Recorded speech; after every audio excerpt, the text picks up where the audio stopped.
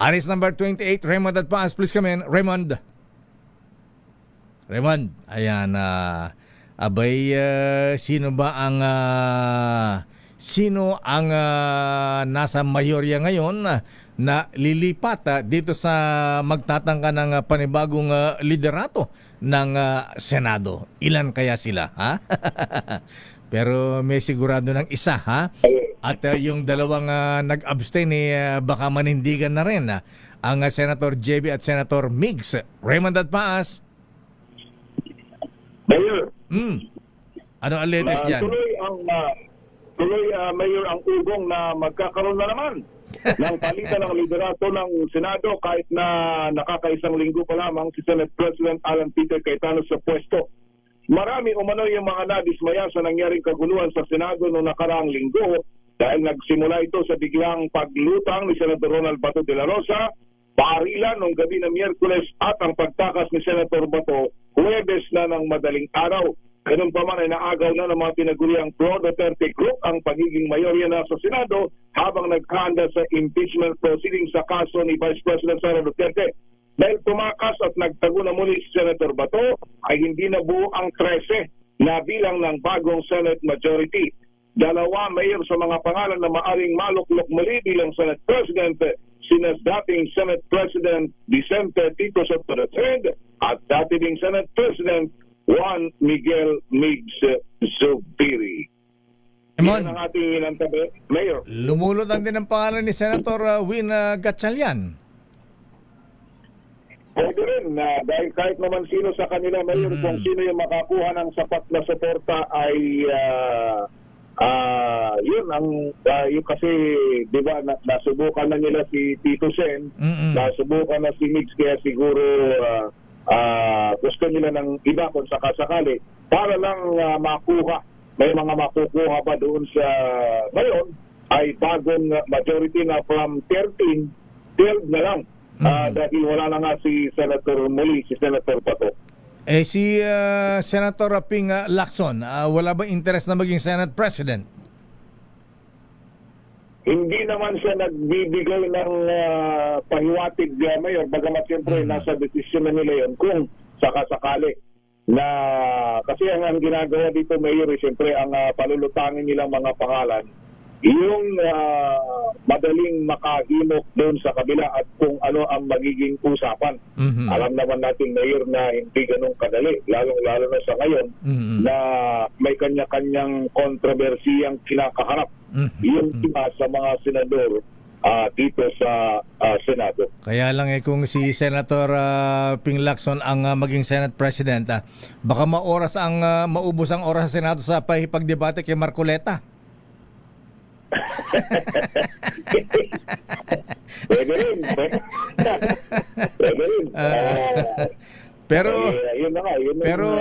Pero Raymond, crucial lang ang susunod na Senate President dahil magko-convene ang Senado bilang impeachment court.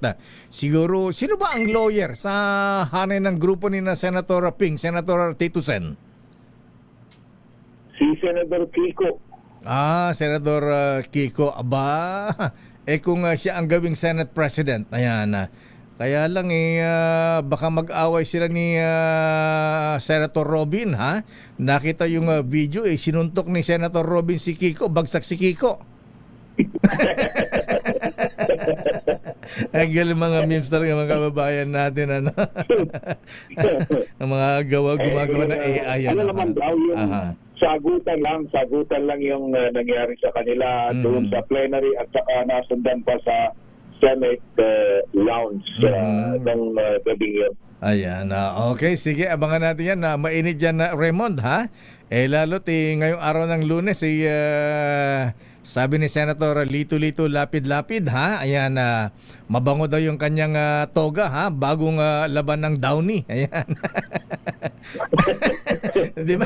Magsusot na sila pagka nag-convene isusot na yung kanilang toga, di ba? Ayan, kailan forthwith simulan na ang impeachment trial at pati ang religious groups ay nanawagan ng wag nang pagtagalin pa. Yun na nga, yun yung pinag-uusapan dito ngayon, pero siyempre alam naman natin na bago, at least man lang, yung first step na mag-convene na sila ay mangyari today, depende sa mga kaganapang pagbalik nila ng sesyon mamayang alas 3 ng hapon. Dahil na dito sa ugong-ugong na pwedeng magbago pa rin ang timbangan at tingnan natin kung alin ang totoo sa mangyayari sa mga ito, Mayor. Ang mahalaga ay masimulan na yung impeachment proceedings para kung sakasakali mapahupa na yung ibang agam-agam na hindi ito itutuloy ng Senado. Tsaka abangan din natin dyan na Raymond kung darating ba ang Senator Robin Hood Padilla na siyang sinasabing nagtakas kay Senator Bato. Yun yung inaasahan na natin ngayon dahil mukhang nitong bago mag-weekend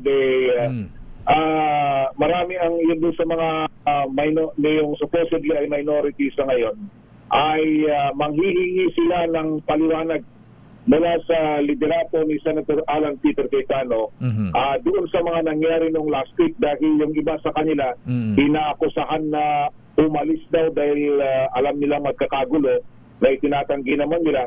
Ang sinasabi naman ng kabilang grupo, paliwanag nyo, ba't kayo nag-focus nung kayo-kayo na ang naiwan at saka nagkagulo? At saka yung bakit nawala na ng tuluyan si Senator Bato na inilagay nila sa protective custody ng Senado. Maraming ipapaliwanag si Senate President Alan Peter Cayetano ngayon na Raymond, ha? Ayan, pati rito may mga tanong din. Sino ang fashion designer ni Senator Cayetano?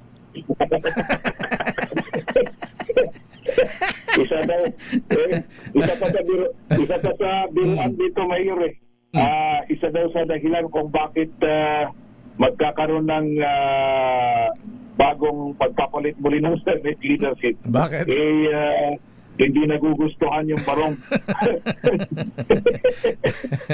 So, nagtatanungan dito kung totoo ba daw na barong yun o Umantel, ang bira. Sige, dinadaan na natin sa sa humor itong mga pangyaring mabibigat na issue dyan sa Senado, Raymond. Okay nga, Rod, sige, abangan natin yan. Mula dito sa Senado, ito si RH28 Raymond Bertas para sa DCRH. Una sa Pilipinas, una sa Pilipino. Daming Bite.